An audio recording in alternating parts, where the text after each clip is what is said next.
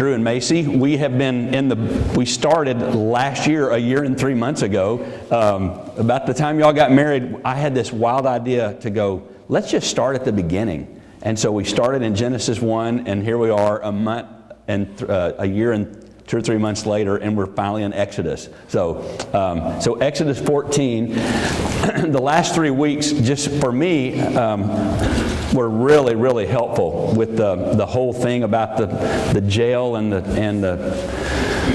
suit and our identity and what we were delivered from and coming out of bondage and all of that. And I hope that was helpful for you. If you missed that, Chris is on top of things with the YouTube, and that's on there, and you can check that out and kind of get going. But so we tore that down this week and kind of off onto something else.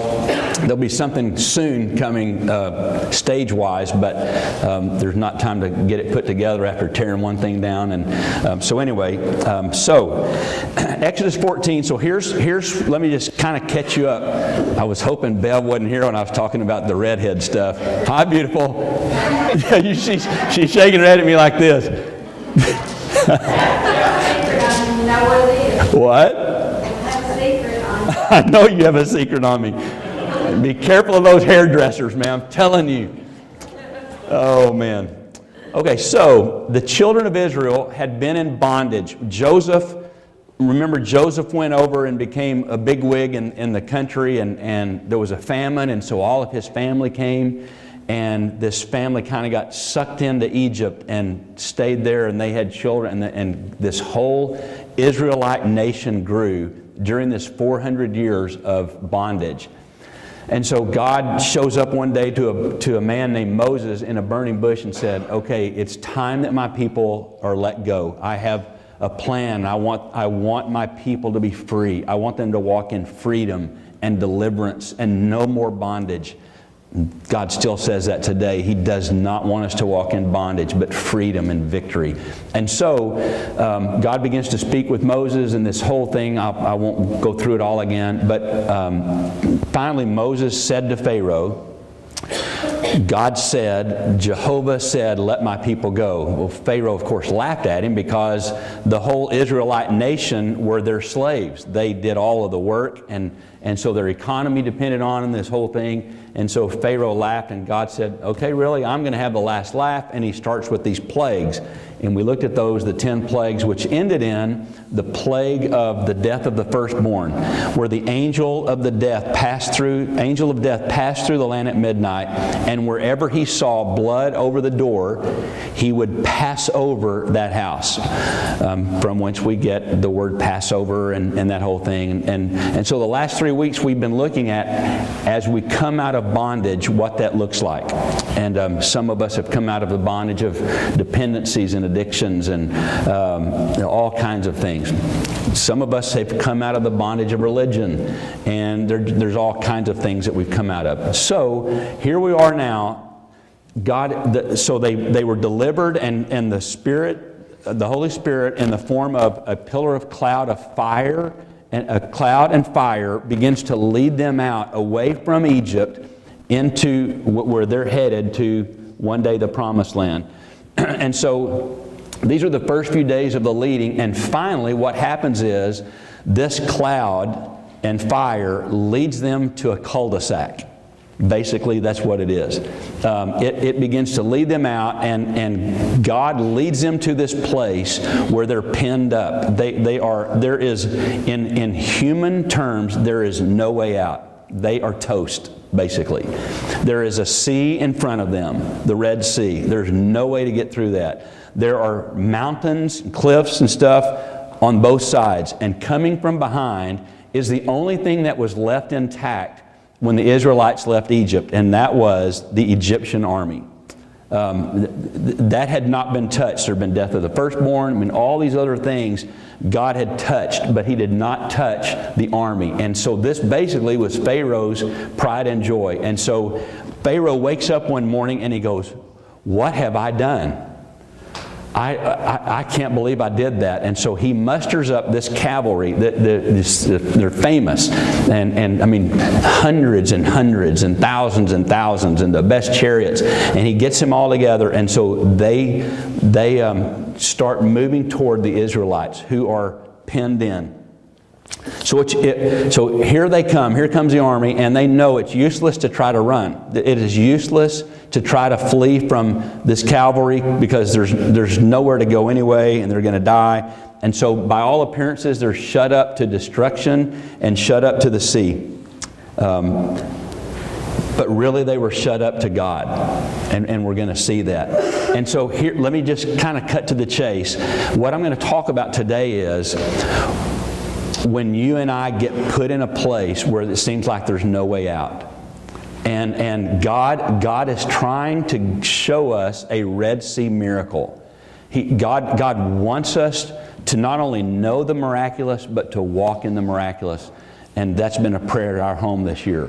That God would really teach us how to walk in the miraculous. And so I find, I'm not this kind of preacher. I don't like find these little points and cutie things, but this just kind of jumped out at me. And so I'm just going to kind of reveal a real raw part of my heart today, and just tell you that I know these things to be true, and yet I stumble in them. Because I find myself in tough spots. Some of them I can handle, they're a piece of cake. But then there are one or two that I really, really struggle with. And I don't want to go through the Red Sea because that's painful. I want to try to go around or to get out. But God keeps. And so remember we talked about this we have to keep coming back to 1 + 1 = 2. And until we get 1 + 1 = 2, we can't go to 1 + 2 = 3. And so I know all these things, and yet God keeps bringing me back here because I'm just... Remember that commercial? Wow, I could have had a V8. That's kind of how it's like, what, Bobby? And so I'm just going to be real raw and honest and tell you that I blow it. And some of you should be preaching today instead of me. And anyway, so Exodus chapter 14. Let's start in verse 1, because there's just from this there are these little surprises that I've missed, and I saw this. Then the Lord said to Moses, "Tell the Israelites to turn back." Okay, that's a bad word, turn back. I thought we were going somewhere. Turn back and camp near Pi-hahiroth between Migdol and the sea.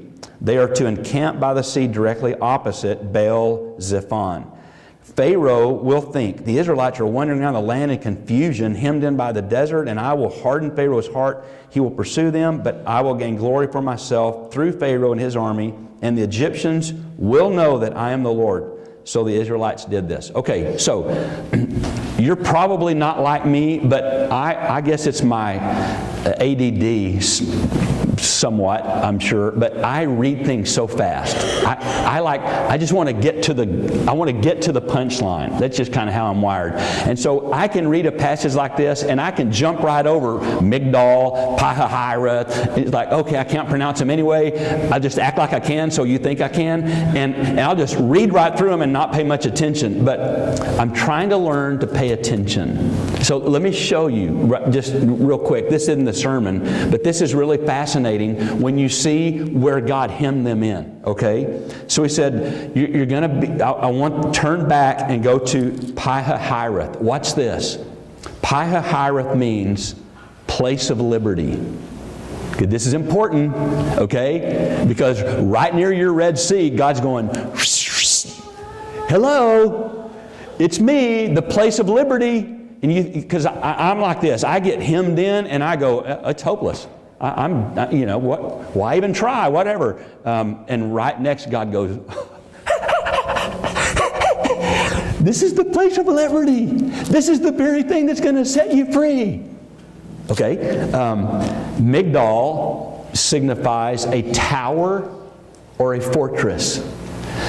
So here they are, they're hemmed in, and God's going, You can't see it, but this is my fortress. I am a strong tower. If you read the Psalms, you see this over and over and over. The tower of strength, my refuge, my garrison, all of those these strong words of God. God's going, I know what it looks like to you. I know that this looks like that there's no way out and you're done for, but I am here. Surprise! I am a tower and a refuge, and I'm watching this. I've got this. If you will trust me and let me, I've got this. So they're camped between the place of liberty and the tower or fortress. So God led them right where He wanted them, to this place where even their surroundings were mentioning His name. So it was, and then it says Bel Zephon, and that means the land of the north. And in Scripture, most of the time, north is symbolic of judgment. And so God is there as a God of mercy, as a God who's leading them, but to the Egyptians, He is there to be the God of judgment, and judgment is coming in just today in these passages, okay? So, see, here's the deal. Here's what I wanted to show you, those few words, is because God is always trying to reveal Himself to us. Always. He's always trying to get our attention, to reveal part of His nature, to reveal part of the ways that He works and moves. But when we look at our Red Sea, and only our Red Sea, we miss all of these other things, because we miss Him to be our fortress and our tower and our place of liberty. So today we're going to look at the miraculous. And so I'm going to hint at kind of why we miss those, okay? So let's keep reading. When the king of Egypt was told the people had fled, Pharaoh and his officials changed their mind. What have we done? I kind of mentioned that a minute ago. Go down to verse 10. As Pharaoh approached, the Israelites looked up, and there were the Egyptians marching after them, and they were terrified and cried out to the Lord. And they said to Moses, was it because there were no graves in Egypt you brought us out here in the desert to die? What have you done bringing us out of Egypt? Didn't we say to you in Egypt, leave us alone, let us serve the Egyptians? Wow, their memory was short. It would have been better for us to serve the Egyptians than to die in the desert. Okay, let's stop right there. And so here are a few things for me. Okay, I'm preaching to me today. Little hints at why I miss the miraculous. Things in my life that are similar to them that I miss what God's trying to do. See, this is a trial of their faith, and they flunk the test. And so do I. In the Red Sea class, sometimes I have a big honking F. I fail miserably. You would think that after all God had done for them in Egypt, and we won't rehearse all of that, but all of that, you'd think that after all God had done for them over and over and over, you'd think they would come to this place and go, this is a piece of cake. Really? And yet their fear and their despair, it's like it's inexcusable. But it's like me. So the first reason that I'm seeing that for me that I miss the Red Sea miraculous is because of my short memory. One of the reasons that they got to this place where they're going, what didn't we tell you? Their memory was short. They forgot. No matter how many times God's delivered us in the past, no matter how incredible His power has been, some new trial comes along, and we go right back where we once were. And so today, I jotted down a few things, okay? It's neat that you're here, Mace, because you'll remember some of this stuff.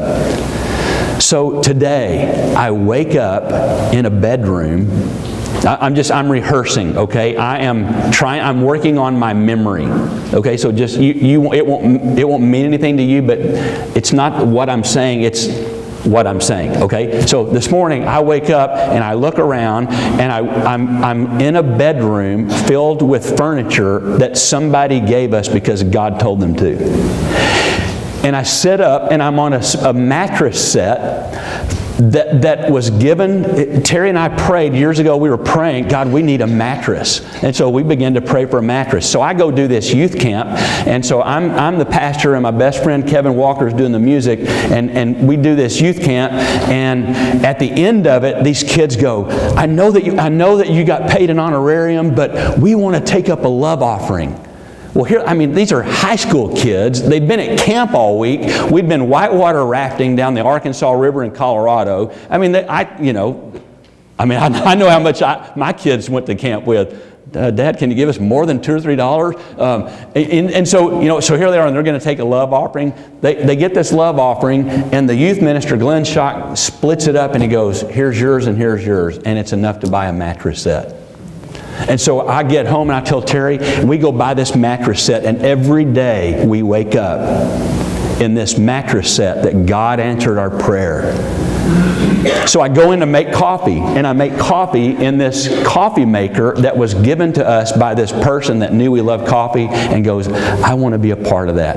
I really felt like God wanted me to give you this. And that coffee pot is next to a stove that when we moved into that house, some anonymous friends go, we wanted to give you this as a reminder of God is faithful. And then I tripped over the dishwasher. It's just everywhere I turn. And so I eat breakfast on these chairs that somebody in this little town where Macy's from goes, we want you to have these chairs, because they saw the chairs we had. And so here's the deal. Every time I turn around, I run into the miracles of God. I drive here today in a vehicle. It's a miracle. I'm preaching on this stage. I hate calling it a stage, this platform. And it's a miracle that I'm here. Because it so happened that Terry runs into Alan at Sam's Club one day, and here we are. Really? Every part of my life is the miraculous. And so here's the deal. I have to rehearse it over and over and over. Terry journals. There are pages. There's like some entries that are like 10, 15 pages. And then there are those that I'm getting real personal here. In our bathroom, these little devotional books, nobody can see you. It's like she goes, so these little devotional books, and she's got these little notes on the pages, and like 2 words, God did this. What these little things, and so everywhere we look. So what am I saying? Am I doing it right? No, I've never said this is how you do it. I'm just saying that I don't want to find myself in this place going, I was so much better off in Egypt. I was so much better off, because I want it to be. And so listen, I'm just encouraging you, journal, write it down, cross-stitch it. Whatever you do, keep it before you all the time. In Deuteronomy 6, Deuteronomy 11, over and over and over, Moses says, teach it to your children. When you rise, when you sit, when you lay down, when you go out, when you come in, you talk about it over and over and over. We've got to make this stop making this distinction where, okay, this is my spiritual life, 10:30 to 12-ish on Sunday. That's that. You stay there now. You stay here, and I'll be back next Sunday. Okay? Now I'm going to go on into my life. The reason we don't see the miraculous is one of that. That's one of the very reasons. Seriously. I have to come to the place. I'm speaking for me. I have to come to the place in my life, in my marriage, and with my children, to come to the place where our vocabulary is the same everywhere as it is right here. One of the greatest compliments I ever had in my life was, this is Bobby. He is the same wherever he is. Seriously. So last night at Annie's basketball game at Vol State was just as spiritual as this morning right now. Does that make sense? We don't separate those things out. Okay. So rehearse, journal, repeat it, tell the story, burn it inside of your spirit, make it a part of your vocabulary about how God is a miracle-working God, and begin to see all of these things that are around you that are miraculous. Okay, another reason that I miss the miraculous is because of my sight. what and how I look at. Okay? So in verse 10, Pharaoh draws close, and the children of Israel lift up their eyes, and it says that they see the Egyptian army marching toward them. So their eyes are on the Egyptians. And so because their eyes are on the Egyptians, consequently, they're terrified. I mean, they start like shaking in their boots. See, the only cure for fear is to have our eyes set on the Lord, not on things around us. This is where, I'm being really raw here. This is where, like, the wheels fall off sometimes for me, because I know that my eyes are to be on the Lord. That sounds so spiritual cliche-ish. I don't like cliches. Just keep your eyes on the Lord, brother. It's true. It's true, and yet it's not that fluffy. It's work, and we have to work at it. I have to make sure my vision is kingdom vision, so that my eyes stay on the Father. It's like Peter. Remember, Jesus goes, he's walking on the water, and Peter goes, I want to do that, and he goes, come. And if you read it carefully, as long as Peter is looking at Jesus, he's like trucking across the water. I mean, he's on top of it. And then all of a sudden, he takes his eyes off, and he sees the winds and the waves, and here he goes. He begins to sink. And so what happens is I'm in this crisis of my faith, a test, a trial of my faith.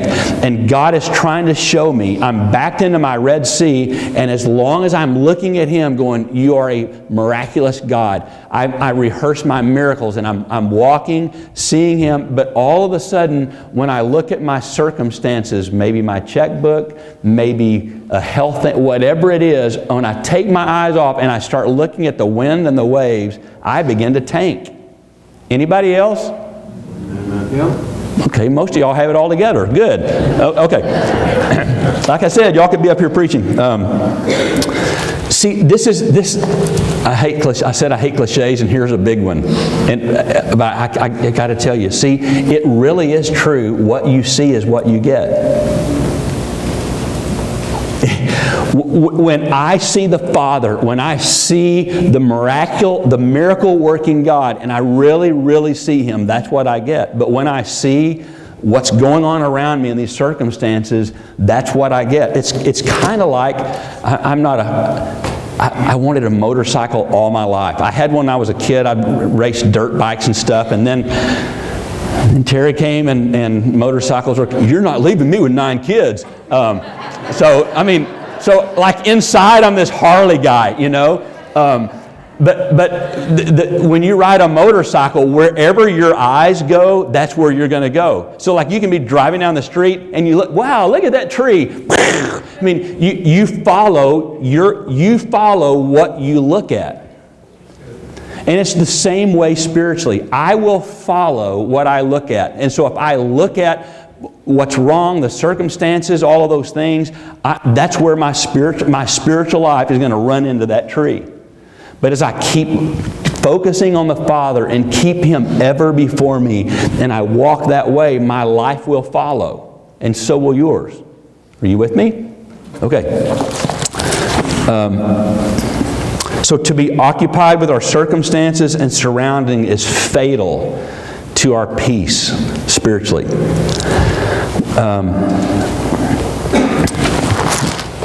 Moses answered the people, and this is verse 13. Moses answered the people, do not be afraid. We're going to get to that one. Stand firm. We're going to get to that one, and you will see. Okay, and then he says, the next sentence, the Egyptians you see, today you will never see again. The Lord will fight for you. You need only to be still. And so Moses wasn't just referring to physical sight. He was referring to a spiritual sight, the exercise of seeing things spiritually. So faith is a looking not at things as they're seen, but as things that which are not seen. 2 Corinthians 4:18 says, for what is seen is temporary, but what is unseen is eternal. So my circumstance, what I see in the flesh, my circumstance is temporal. And so I have to learn to see in the unseen realm, because that's where eternal. And I want to live my life. I'm not talking about eternal like I get to be with Jesus forever. Thank God I do. But Jesus said, this is eternal life, that you know the Father. And so eternal life is not just about Beulah land or whatever. Eternal life is a condition of life now, right? It's a quality and a characteristic of life now, so that when I do get to heaven, it's just going to be a lateral step. It's like, hey, I've been waiting for this. I've been practicing. Okay, so that's kind of what he's talking about, that kind of sight. 2 Corinthians 5:7, we walk by faith, not by sight. So if I do that, if A equals B and B equals C, therefore A equals C, if I do that axiom, if I'm not seeing miracles, then I'm looking with the wrong set of eyes. And my eyes are not focused on where they need to be focused. Now, here's the deal. Faith is not logical. Stay with me. These two sentences are important. Faith is not logical. But faith isn't necessarily illogical. Faith is theological. Theo is a word for God. Theo is a spiritual word. So faith is not it's not logical. It doesn't make sense. You're right. In the natural, it doesn't make sense. It's not necessarily illogical. It's theological. It doesn't ignore reality. The reality is there's this thing, whatever it is in your life, that's going on. Okay? Faith doesn't go, oh yeah, that's really not happening. It is happening. Some of us are afraid. This is what's wrong with. How do I say this? I got to be careful. There are strands of the church that would use faith as like pretending that that's not really going on. So if I don't say that it is, then it's not. Yeah, it is. I mean, it is what it is. This issue, whether it's a marriage crisis, whether it's a financial crisis, whether it's an addictive crisis, whatever it is, that it's real. And so the way to get through the Red Sea, that's not the Red Sea, that's a mirage. It's not a mirage. That's not the Red Sea. It's the little, it's the little pond down there. No, it's the Red Sea. And so to start with, I have to name things what they are. Okay? This is a problem. This is a whatever. This is debt. This is whatever it is. Okay? I can't pretend that it's not there. So it is a real thing. It doesn't ignore reality. It just adds God into the equation. Okay? It is a Red Sea, but God's here. Tower, fortress, Migdal. Okay? So faith is not mindless ignorance. It just simply refuses to believe that God is limited to just these certain ways, this certain area. So truly seeing is only accomplished by standing still. That's what he says in verse 13. Do not be afraid, stand firm and you will see. And so that's the next thing. Do not be afraid, verse 13. Do not be afraid. The next reason that I miss miracles is because of a fear element. Because I'm afraid. Faith is one of the great words in the Bible. Fear not is said. Someone counted this up. Fear not is said 365 times. The phrase fear not, in the King James anyway, ours says do not be afraid, but the King James, if you count it up, it's 3. So that's a fear not for one every day, right? One a day. God said it to Abraham in Genesis 15:1. Do not be afraid, do not be discouraged was his message to Joshua in Joshua chapter 8. Fear not was his command to Gideon in Judges chapter 6. Do not be afraid was David's counsel to his son Solomon. I love this one. Isaiah Isaiah said, be strong, do not fear, your God will come. I mean, it's over and over and over. The Bible's going, fear not, Bobby, fear not. Do not be afraid. Do not be afraid. David's saying, I will fear no evil, for you are with me. Isaiah 26:3, you will keep in perfect peace whose mind is steadfast or stayed on you. I used to think that, you probably go, how could you think that? I've never thought that. But when I would read that, like in the King James, whose mind is stayed on you, I thought it meant like, if my mind like stayed there all day long, if I just concentrated all day long, I can't work because my mind is staying. The picture is like, back where we're from, these ranchers have these fences and they have these fence stays. So there's like these big posts, but then there's also these stays that keep everything in place. So that's what it means. When my faith, when I am fixed and stayed, when my faith keeps in place so that I do not fear. Okay? 1 John chapter 4:18 says this, there is no fear in love, but perfect love drives out fear. See, so the goal of love is fearlessness. The goal of the love of God is fearlessness, so that I will be fearless.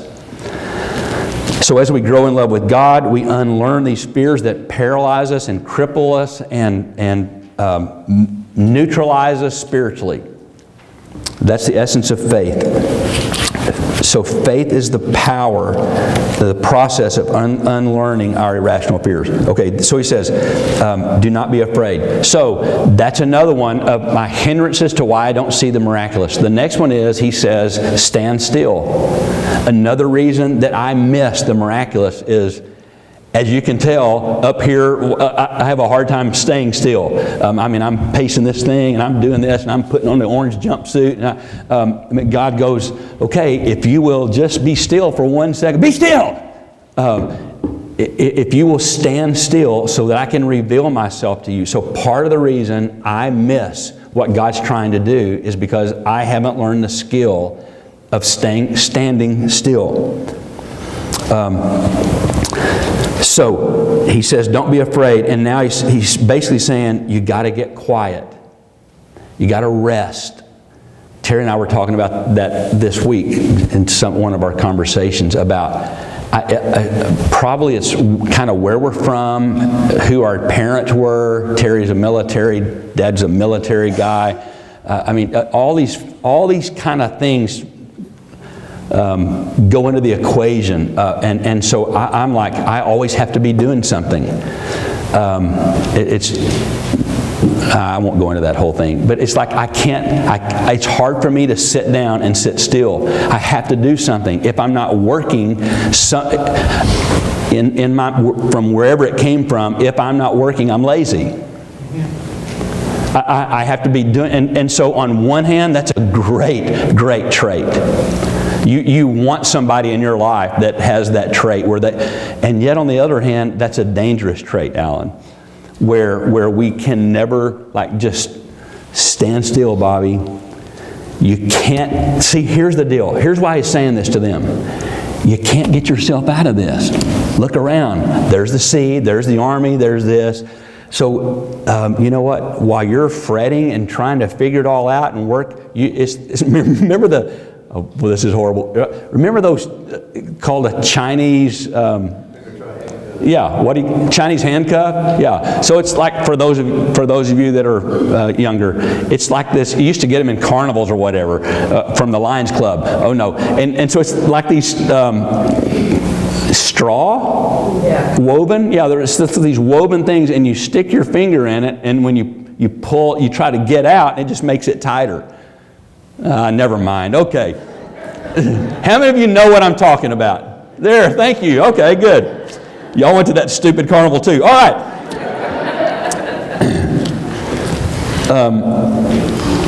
So I kind of get like that. I think I can get myself out, and I can't. And God goes, hello, be still. It's like I was learning years and years ago how to be a lifeguard, and I never did it, but I took the class.